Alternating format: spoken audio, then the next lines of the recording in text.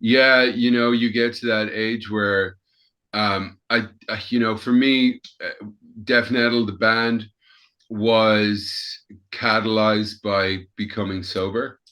So I wasn't releasing my writing in any way when I wasn't sober, and I got sober about 5 years ago. I decided to go clean and all that business, and I think that was that was caused by seeing people of my own peer group not able to get sober and maybe not being able to continue as musicians and not being able to hold it together and getting into tight spots. And I have a family and I wanted to keep my shit together, so I got sober, and that's when Def Nettle started, funnily enough. It's and once I couldn't even imagine doing it live when I started writing the songs, but once I started imagining doing it live, um I don't think it would be believable if I did it if I wasn't sober. So being sober is a necessary element to do this whole band. So I think you do reach a point in your music career where that stuff gets in the way, and it has done for a lot of people. Yeah. So did you feel like you had to be in the right frame of mind to be able to, I mean, first of all, to write the songs, but then also to perform them?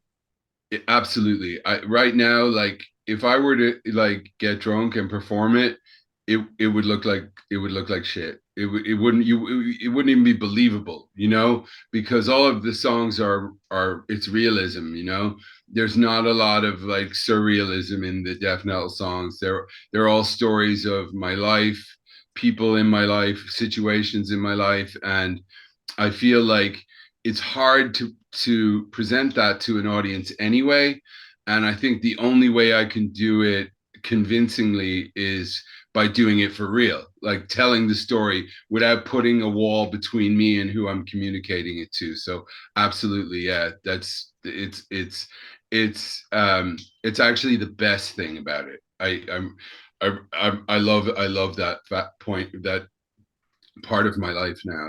It's really cool to um, be sober. And we were talking about that interview that I had the other day, and afterwards, the guy who was interviewing was like, "Oh, let's go for a pint," and the younger guy was like, "Yeah, I'll go with you, but Glenn doesn't drink."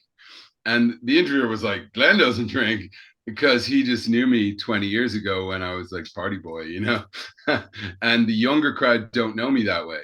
So they don't they know me as a guy who doesn't drink at all. Um so somehow that's working, and definitely I'm live. It's almost like walking into the fire with your eyes open, like embracing it, you know what I mean? And there's something really, like, if you do that, then you get extra courage from it. You get extra like vibes or something from the universe when you like decide you're going to face your fears full on. Maybe that's true in all walks of life, but it definitely is in performance of music.